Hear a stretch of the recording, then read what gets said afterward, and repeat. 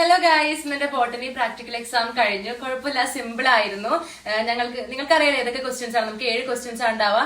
റൂട്ടിന്റെ സ്റ്റെമ്മിന്റെ ഒക്കെ സ്ലൈഡ് എടുക്കുന്ന അതിന്റെ സെക്ഷൻ എടുക്കുന്നുണ്ടാവും. പിന്നെ സ്ലൈഡിൽ അതൊക്കെ നമുക്ക് കുഴപ്പമില്ലാണ്ട് ചെയ്യാം, കുഴപ്പമൊന്നുമില്ല. പിന്നെ നമ്മൾ എന്ത് ചെയ്യണം, അതിനെ ഐഡന്റിഫൈ ചെയ്യണം, റീസൺ എഴുതണം, അങ്ങനത്തെയൊക്കെയാണ്. പിന്നെ ആൻസർ അത് രണ്ടാണ് ആദ്യം ചെയ്യിപ്പിക്കുക. സെക്ഷൻ എടുക്കുന്ന ആദ്യം 2 ചെയ്യണം. പിന്നെ നമുക്കുള്ള ക്വസ്റ്റ്യൻസ് ഏതൊക്കെയാണ്, പിന്നെ അവിടെ നമ്മൾ സ്പോട്ട് സൈറ്റ് ഉണ്ട്, അത് നമ്മൾ പെട്ടെന്ന് ഐഡന്റിഫൈ ചെയ്ത് അതിന്റെ റീസൺ എഴുതിയിട്ട് കൊടുക്കണം.